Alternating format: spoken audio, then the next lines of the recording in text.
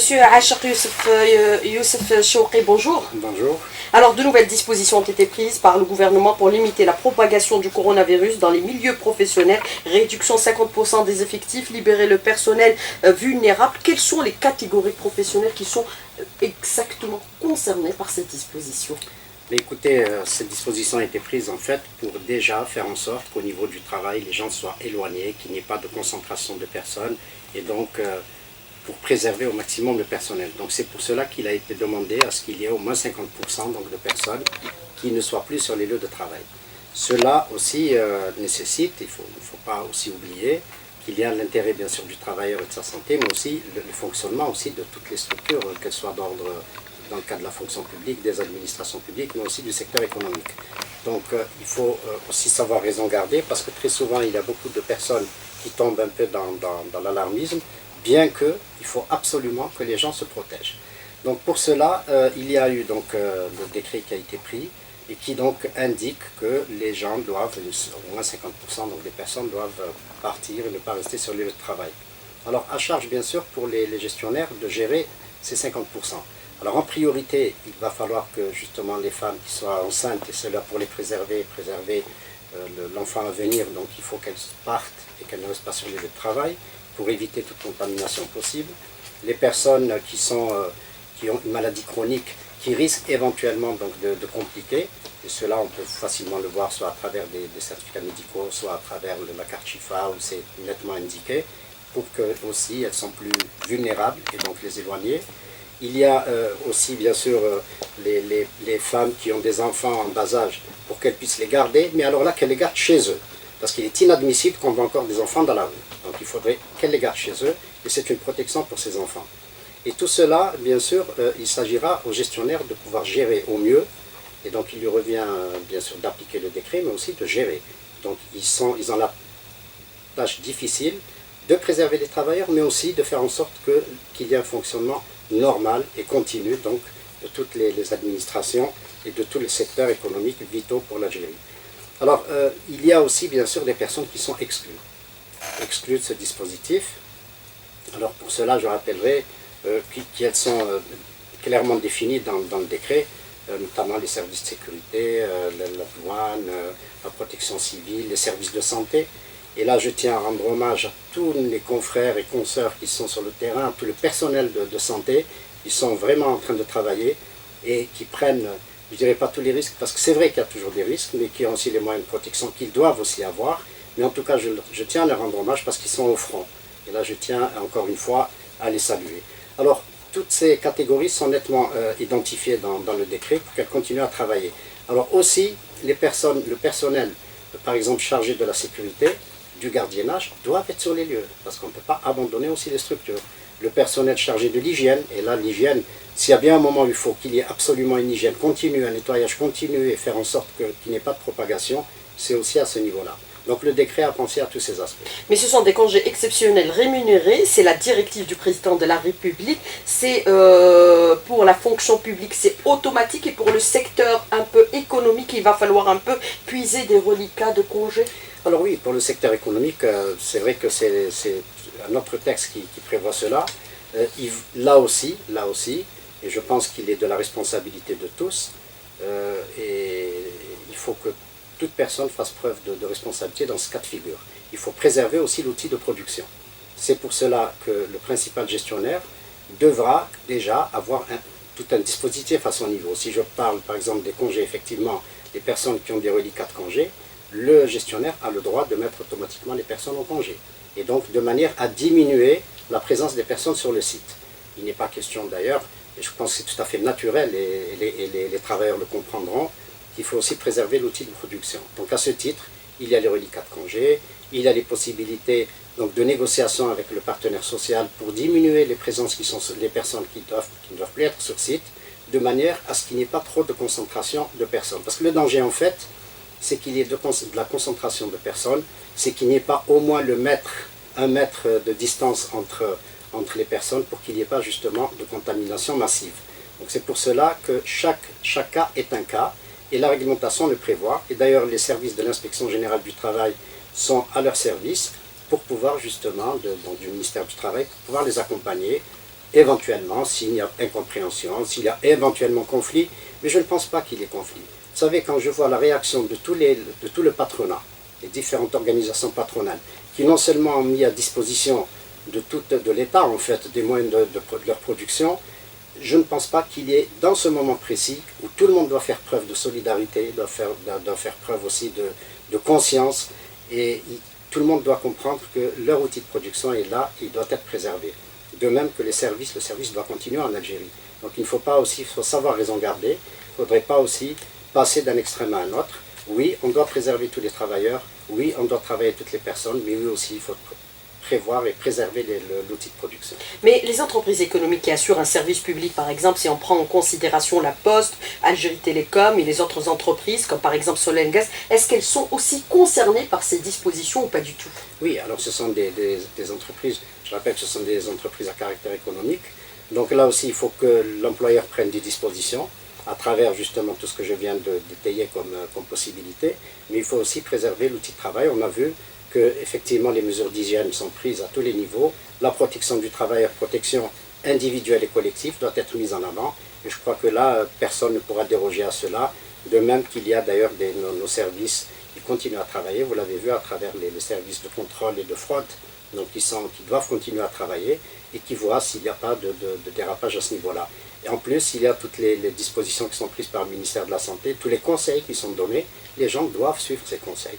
C'est un mal mondial, c'est une pandémie, et à ce titre, nous ne sommes pas préservés aussi de cette pandémie, et il faut absolument qu'on prenne les mesures nécessaires et que tout le monde se mette dans la peau de quelqu'un qui peut être touché à tout moment. Et donc à ce titre, ils doivent absolument se préserver leur famille. Alors pour les secteurs qui assurent un travail continu sans interruption, si on prend en considération les hôpitaux, que dans les médecins et le personnel de santé qui est mobilisé et qui n'est pas concerné par cette disposition, d'autres secteurs par exemple, si on prend les médias comme la radio ou la télévision, est-ce qu'ils sont concernés également par cette disposition ou ils peuvent peut-être trouver un arrangement à l'interne? Bien sûr qu'il faut trouver un arrangement. Moi je ne pense pas qu'il y ait des personnes dans cette situation qui iraient jusqu'à profiter de la situation exceptionnelle pour arrêter le service. Il faut que le service continue, il faut qu'il y ait des arrangements, mais là je pense que la conscience de chacun est là pour réagir. Maintenant il y a la réglementation aussi en cas de conflit. Et à ce titre, je pense que les services, non seulement ils se doivent de continuer à fonctionner, l'Algérie ne va pas s'arrêter à tous les niveaux, et il y a des obligations comme il y a aussi des droits. Et chacun est soumis donc à ses droits, mais aussi il a des obligations et il doit absolument s'y tenir. Alors pour le personnel vulnérable sujet à des maladies chroniques, il doit présenter impérativement un justificatif au niveau de l'employeur pour pouvoir être libéré exceptionnellement pour cette période? Oui, bien sûr, il y a effectivement un personnel qui est très vulnérable. Vous savez, si quelqu'un fait par exemple une pathologie pulmonaire grave, il ne doit en aucun cas être sur les lieux de travail. Donc là, on retrouve certaines pathologies qu'on retrouve directement sur la carte Chifa, c'est déjà un justificatif, sinon un certificat médical. Mais généralement, toutes les structures ont leur médecine du travail parce qu'elle est obligatoire. Donc généralement, ils sont déjà connus par les médecins du travail ou par les services de médecine du travail qui les suivent. Alors pour les travailleuses qui ont des enfants en bas âge, elles ont été pratiquement libérées, elles sont concernées par cette nouvelle disposition qui a été adoptée en Conseil des ministres jeudi dernier. Il devait y avoir aussi un décret définissant les catégories de personnes qui sont concernées par cette disposition, c'est-à-dire déterminer l'âge des enfants. Ça n'a pas été fait encore, M. Hacha. Écoutez, l'âge des enfants est déterminé. Si vous allez en pédiatrie, l'âge des enfants c'est de 0 à 16 ans. Donc c'est déjà connu. Et je crois que là aussi, il faut, si je prends le cas de quelqu'un, d'un responsable qui se retrouve avec beaucoup de femmes qui ont des enfants, et là le service risque de s'arrêter. Il peut très bien faire un roulement d'une semaine à une semaine, parce que le principe... Ça ne peut pas être automatique. Oui, le principe c'est quoi? C'est des cas par cas, c'est évident. En fait, le décret c'est un cadrage général, mais après à l'intérieur, chacun se doit de prendre ses responsabilités pour gérer.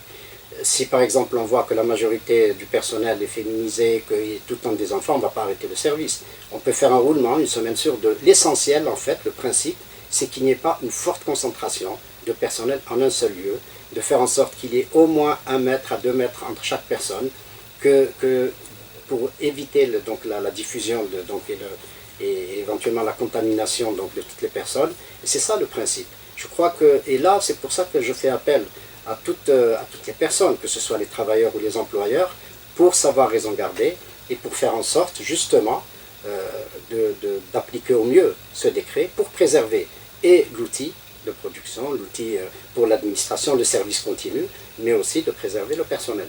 Je crois qu'à ce niveau-là, et surtout dans cette phase, les agents ont toujours fait preuve de solidarité et de compréhension quand il s'agit de ça.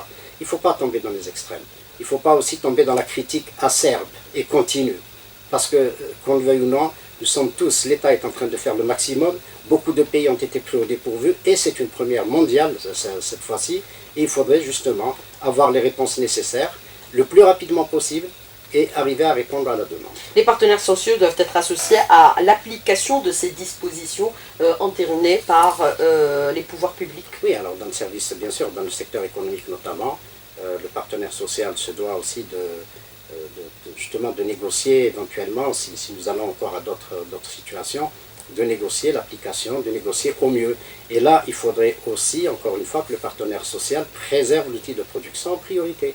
Et je crois que là, ils l'ont compris. Nous avons maintenant, quand même, nous savons que les gens sont responsables, ils le comprennent de plus en plus, on le voit. Hein. On le voit bien qu'il y a encore des gens récalcitrants qui continuent à faire des fêtes, qui continuent à se réunir, et ça c'est inadmissible, mais alors totalement inadmissible.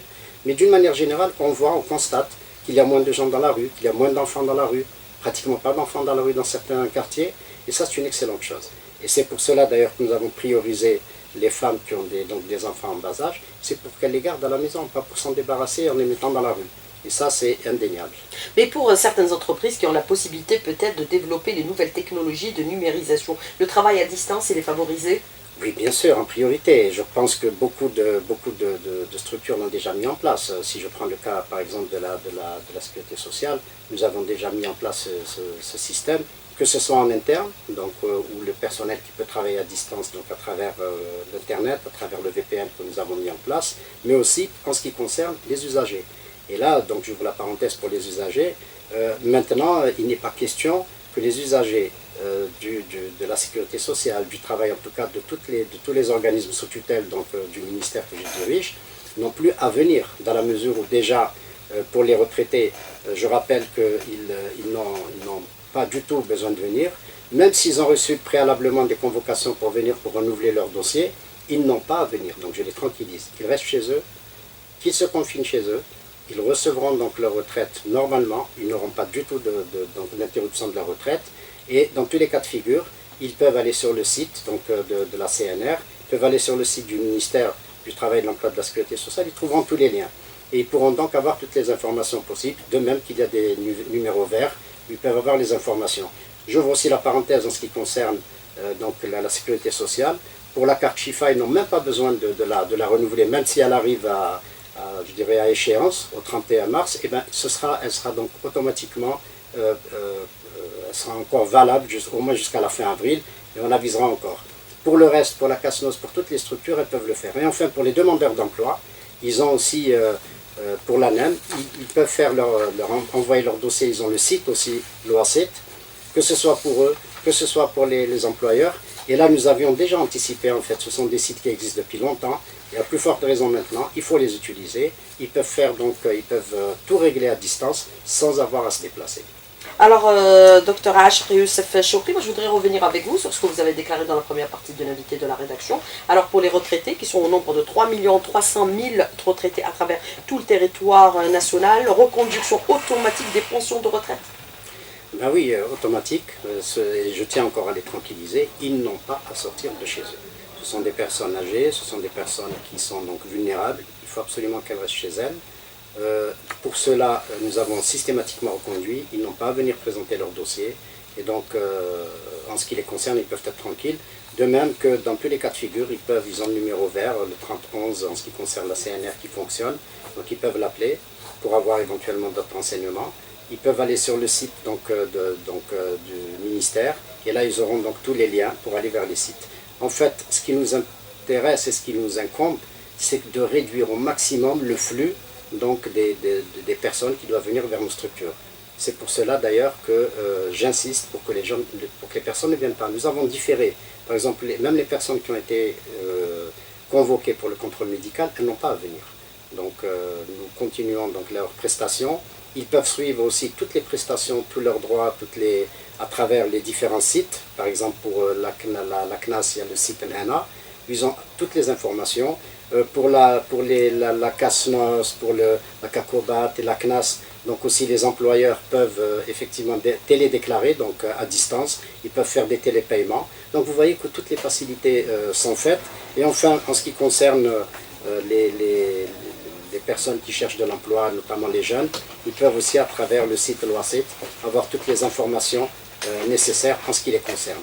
Donc cela pour vous dire que tout a été mis en place pour qu'il y ait le moins de flux possible donc au niveau de nos structures et pour que les personnes puissent avoir les prestations nécessaires à distance et qu'elles puissent les utiliser, que ce soit maintenant ou plus tard d'ailleurs. Il faut absolument qu'elles utilisent ce qui est mis en valeur et ce qui est mis à leur disposition. Mais justement, monsieur le ministre, vous parlez de télépaiement, déclaration à distance. Est-ce qu'on peut considérer, partant de vos propos, que les agences de la sécurité sociale seront totalement fermées ou toujours fonctionnelles? Non, elles sont fonctionnelles, ça va de soi. Nous allons diminuer le personnel. Nous allons faire en sorte de diminuer le personnel qui est sur place, et cela pour éviter la propagation. Mais néanmoins, tout le service continuera à fonctionner normalement, soit à travers d'ailleurs les facilités qu'on donne. Et je considère que beaucoup de facilitations ont été faites, aussi bien pour les employeurs que pour les assurés sociaux. Et donc dans ce contexte, ils doivent utiliser tout ce que nous mettons à leur disposition. Et actuellement, pour le remboursement des médicaments, est-ce qu'il y a aussi parallèlement des dispositions ont été prises pour assurer le remboursement même à distance des médicaments? Ben oui, déjà ce qu'il y a de bien, c'est que nous assurons un service du tiers payant. Donc vous savez que maintenant, nos assurés sociaux vont prendre les médicaments au niveau des pharmacies directement à travers leur carte. Je rappelle que la carte Chifa a été à ce titre donc prorogée automatiquement, donc ils n'ont pas de souci à se faire. Ils prennent donc leurs médicaments donc, de chez le pharmacien et nous payons, bien sûr, nous continuons à assurer le service, les pharmaciens sont payés. D'ailleurs, ils envoient leurs factures de manière électronique aussi, nous les traitons, nous les payons, donc il n'y a aucun retard en quoi que ce soit. Alors par rapport à ces nouvelles dispositions qui ont été prises par le gouvernement, qui ont été bien sûr mentionnées dans un décret qui est paru hier et qui bien sûr spécifie toutes les catégories concernées et celles qui ne le sont pas, est-ce qu'on peut considérer que les plus concernés par ces dispositions, c'est les travailleurs de la fonction publique particulièrement? Ben, écoutez, tout le monde est concerné par la mise en application de ces dispositions. Le principe majeur, c'est qu'il y ait le moins de monde possible au niveau des structures pour éviter le confinement. Donc pour éviter qu'il y ait trop de personnes sur le même site et une densité de personnes. Pour cela, bien sûr, il y a des dispositions qui ont été prises pour minimiser cela. Mais il y a aussi des services qui doivent continuer à fonctionner. Ils sont explicitement cités dans le décret. Par exemple, le service, les personnels de la santé, dans leur majorité, dans leur haute, ne sont pas du tout concernés. Et c'est pour cela que je tiens encore à leur rendre hommage. Ils sont aux avant-postes et ils continuent à fonctionner. Et d'ailleurs, il faudrait leur rendre hommage non seulement pendant cette période, mais aussi pendant toutes les périodes. Et on a vu par le passé que beaucoup d'entre eux se faisaient agresser sur les sites de travail. Et des mesures ont été prises pour cela. Donc là, je tiens aussi à leur rendre hommage. Les services de sécurité qui sont en train de travailler, qui ne sont pas touchés par ce décret. Donc beaucoup de services d'hygiène, services de nettoyage. Et là, j'en appelle aussi il faudrait que la population fasse en sorte quand même de respecter l'environnement. Il est inadmissible qu'un balayeur travaille alors qu'il n'est même pas concerné par justement ces dispositifs et que d'autres se permettent de jeter les détritus à travers les balcons. Donc c'est tout ça. Je pense que ce moment-là est peut-être aussi un déclic pour que le civisme reprenne, pour que la responsabilité collective reprenne, pour que les gens fassent passer effectivement leur santé, mais aussi prioritairement aussi le fonctionnement des structures et qu'on se mette aussi à la disposition du pays. C'est bien beau d'avoir des droits et c'est très bien de les préserver, mais aussi nous avons des devoirs qu'il va falloir absolument veiller à ce qu'ils soient respectés. Mais assurer la sécurité des travailleurs relève des prérogatives de l'employeur. Est-ce qu'il y a des dispositions particulières aussi pour ceux qui restent sur le milieu du travail qui doivent être prises impérativement par l'employeur? Par exemple, désaffecter les lieux et assurer par exemple un minimum de sécurité pour les employés, parce qu'on a vu dans certains endroits qui exercent un service public par excellence, des mesures tardent à se mettre en place. Ben, écoutez, déjà dans le fonctionnement naturel en dehors de cette crise, je pense que c'est déjà une activité qui se doit d'être faite. D'ailleurs, le personnel chargé du nettoyage est exclu donc, de ces dispositions, donc on continue à travailler, à plus forte raison maintenant. À cela, il y a toutes les mesures et toutes les recommandations donc, du ministère de la Santé qui doivent être absolument appliquées. Il faut absolument que toute personne, tout responsable, non seulement il doit donner une protection individuelle, mais aussi la protection collective. Et l'hygiène passe par cela. Je vois d'ailleurs aujourd'hui au niveau de vos studios, vous prenez toutes les mesures, vous nettoyez des passes, des portes, vous êtes en train même le verre que vous me tendez et nettoyer. Donc c'est vous dire que vous êtes dans cette dynamique. Il faudrait que Et tous les studios ont été désinfectés, et tous les lieux ont été désinfectés. Alors les travailleurs chargés d'hygiène, on voit par moments, par endroits, que des travailleurs ont des gants de sécurité, ils l'ont toujours eu, mais ils n'ont pas encore de bavettes, ils n'ont pas d'autres produits pour se protéger. Est-ce que vous allez un peu agir, déployer les travailleurs de l'inspection du travail pour vérifier si toutes les mesures de sécurité sont prises au milieu de professionnels? Oui, alors, écoutez, quand on voit par exemple des personnes qui s'occupent du nettoyage, elles doivent effectivement se préserver, avoir les masques, tout ça, c'est tout à fait normal. Maintenant, pas toutes les entreprises qui observent. L'idéal serait que toute personne ait son masque, que toute personne ait ses gants. Bon, ça n'est pas toujours possible, on ne peut pas aussi cacher l'existant.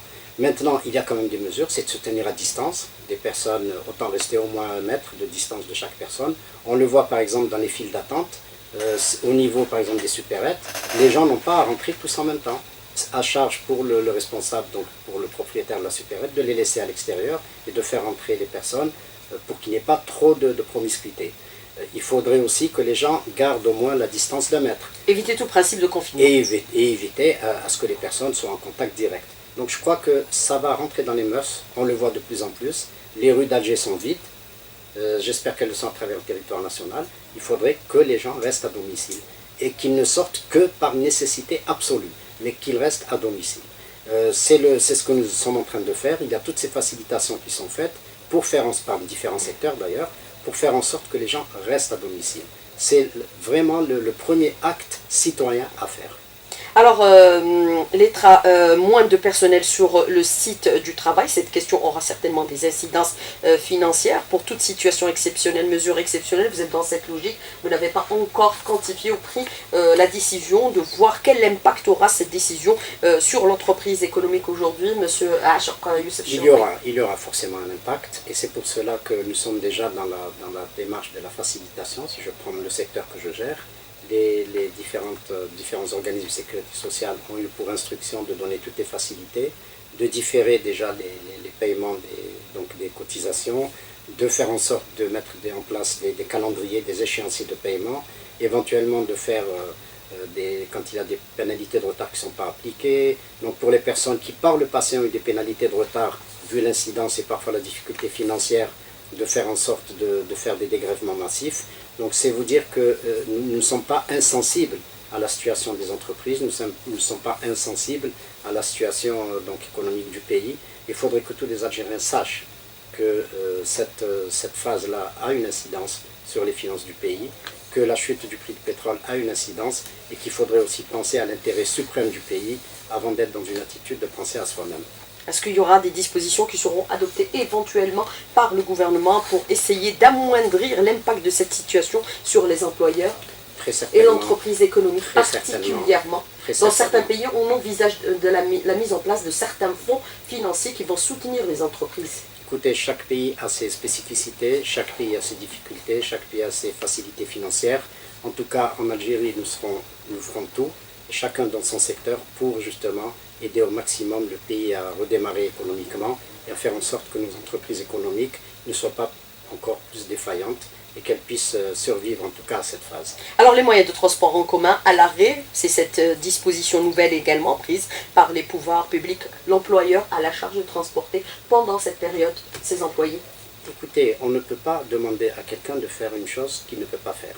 Donc les Walis ont été d'ailleurs, se doivent de prendre en charge cet aspect-là, puisqu'il a été mis en place, tous les transports se doivent d'être arrêtés. Maintenant, il y a des dispositions exceptionnelles qui seront prises en charge localement.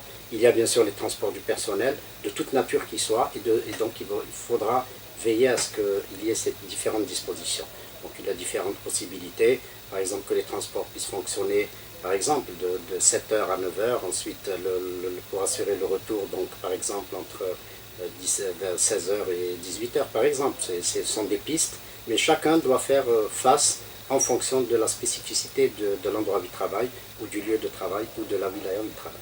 Alors, des questions des auditeurs. Est-ce que le personnel administratif du secteur de la santé est concerné par ces dispositions? Alors, le personnel de la santé, justement, est exclu. Il est évident que c'est maintenant qu'on a besoin d'eux. C'est pour ça que je leur dis à chaque fois. Et on a toujours eu besoin d'eux. Et à plus forte raison pendant cette période. Donc, ils sont exclus donc, de l'application de ce dispositif. Alors, en milieu professionnel, dans par endroit, il n'y a pas de médecin de travail. Comment constater qu'une telle personne, par exemple, présente certains symptômes du coronavirus? Comment détecter?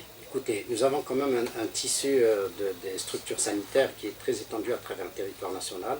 Et c'est pour cela d'ailleurs que le corps médical a été exclu de ces dispositions, donc de ces dispositifs du travail. Nous avons plusieurs structures, il faudrait qu'ils fassent donc les consultations là où elles existent. D'ailleurs, en ce qui concerne le secteur de l'emploi du travail et de la sécurité sociale, nous avons des structures de la sécurité sociale et de la CNAS que nous mettons à la disposition aussi du ministère de la Santé, où les gens aussi peuvent aller donc faire des consultations.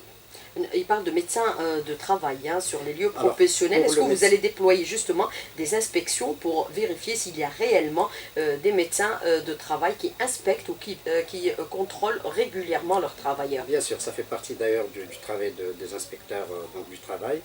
Et tous les travailleurs de quelque nature qu'ils soient et de quelques lieux où ils sont tenus donc d'avoir une couverture donc, de médecine du travail, aussi bien par rapport aux visites d'embauche, par rapport au suivi à travers les différentes institutions. Soit elles ont des médecins du travail au niveau donc, de ces entreprises, soit ils passent des conventions avec soit les entreprises, soit avec le secteur de la santé pour assurer justement la médecine du travail. Donc elle existe. Alors justement, avant que vous ne deveniez ministre du Travail, vous étiez un peu le directeur général de la CASNOS, donc vous connaissez très bien les difficultés qu'on rencontre un peu certaines activités professionnelles, notamment dans le commerce. Vous avez cette question de l'auditeur qui vous dit que doit faire l'État envers les petits entrepreneurs, les petits commerçants, des dizaines de milliers vont souffrir et risqueraient de disparaître dans ce contexte par rapport à cette situation exceptionnelle que nous traversons, que le monde traverse, ce n'est pas seulement l'Algérie. Ce n'est pas propre à l'Algérie. C'est une situation exceptionnelle et chacun doit effectivement faire en sorte de rebondir et d'avoir une résilience, une véritable résilience par rapport à ça. Et je crois qu'en ce qui concerne aussi la CASNOS et toutes les structures de la sécurité sociale et tout le reste, se doivent donc de trouver tous les dispositifs pour aider au maximum justement ces personnes. En ce qui concerne la CASNOS, il est évident que beaucoup de facilités ont été faites, beaucoup seront encore faites, notamment en ce qui concerne le paiement des cotisations, même si la date butoir est au 30 juin. Bon, j'espère que d'ici là, on aura réglé le problème donc, de cette pandémie. Mais sinon, il y aura un différé. Et puis, bien sûr, on verra en fonction des difficultés qu'ont les citoyens, qu'ont les non-salariés, pour cotiser beaucoup moins. Les retraites seront versées automatiquement malgré les difficultés financières que rencontre actuellement la CNR, monsieur Achar Youssef Chouki, la CNR qui est la Caisse nationale des retraites. Oui, un déficit de 600 milliards de dinars. Oui, tout à fait. L'État d'ailleurs a pourvu à cela en attendant de faire des réformes structurelles, des réformes paramétriques. Donc en attendant, l'État est en train de parer pour que toutes les retraites soient versées.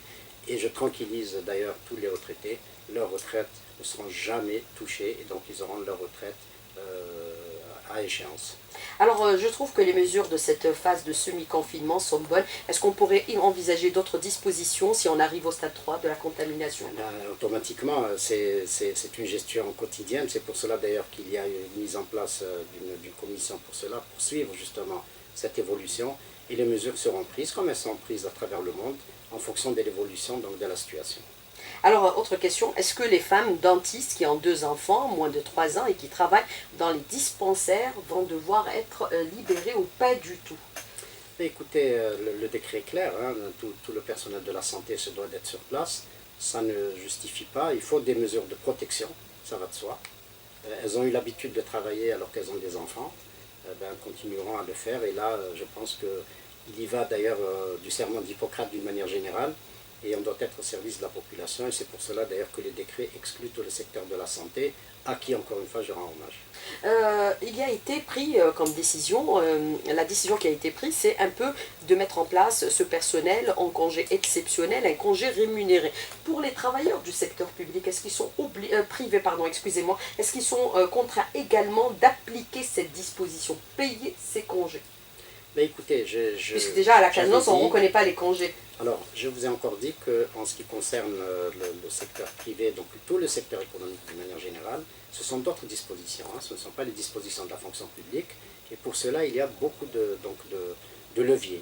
Un des premiers leviers dont j'avais parlé, c'est déjà les congés, donc les reliquats de congés, puisque dans ce secteur, ils existent, alors que dans la fonction publique, ils n'existent pas.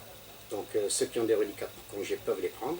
Ils peuvent puiser sur des congés par anticipation, ils peuvent faire une convention collective avec les travailleurs, ils peuvent discuter justement comment mettre en place. Et là, encore une fois, je vous dis, d'une manière générale, toutes les organisations patronales privées d'ailleurs, ont une réaction extraordinaire puisqu'ils ont mis tout leur dispositif à la disposition de l'État. Donc c'est vous dire que la réaction a été salvatrice.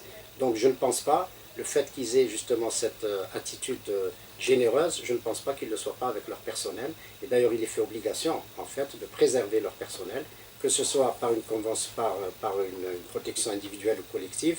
Et puis bien sûr ils trouveront chacun, en ce qui les concerne, tout en préservant l'outil de production, en préservant les travailleurs, ils auront l'intelligence justement de mettre en place ce dispositif pour préserver les travailleurs et pour qu'il n'y ait pas beaucoup de concentration de personnel en un seul lieu. Alors pour les 50% des fonctionnaires et travailleurs, comment comptez-vous les répartir, sachant que la durée de la mesure est indéterminée? Les 50% retenus pour le travail peuvent être forcés par exemple à faire un travail à mi-temps. Bon, il dit que c'est indéterminé, le décret arrive à expiration le 4 avril prochain. Oui, le décret va jusqu'au 4 avril. Maintenant, s'il y a nécessité de reconduction, il le sera. C'est pour cela que chacun doit gérer au mieux. On peut faire, par exemple, faire un roulement, par exemple, des 50% restants. On peut très bien faire un roulement, que les personnes viennent une semaine sur deux, par exemple, et de manière à ce qu'il y ait le moins de personnes possible sur les lieux de travail. Mais il faut aussi continuer et assurer le fonctionnement et le service public. Donc là, vous avez posé le problème de la radio ici, et bien, vous devez être présent et vous devez donc assurer le fonctionnement. Je crois que là, il s'agit de faire appel non seulement à l'intelligence de chacun, mais surtout à l'esprit de solidarité et à l'esprit de responsabilité de chacun. Et je pense qu'il n'y aura pas de problème d'application à ce niveau-là. Alors, est-ce qu'on peut considérer aujourd'hui que tous les médicaments seront également disponibles? C'est autre question de l'auditeur qui vous dit ma carte Chifa arrive à expiration, elle sera reconduite automatiquement, je n'aurai pas de difficulté. Est-ce que vous avez transmis cette directive au niveau, par exemple, des officines? Bien sûr, les cartes Chifa seront automatiquement reconduites. Donc, la mise à jour se fera systématiquement, même au niveau des officines. Donc, toutes les mesures ont été prises pour cela. Donc, ils continueront à récupérer leurs médicaments chez les pharmaciens d'officine dans le cadre du tiers payant et toutes les disponibilités donc, seront assurées à ce niveau-là. On parle éventuellement d'un traitement antipalliatif qui serait approuvé par les États-Unis et d'autres États comme la Chine, la Russie, pour, par exemple, lutter contre le coronavirus. Est-ce qu'il sera disponible également chez nous, si dans le cas où il est confirmé par l'OMS?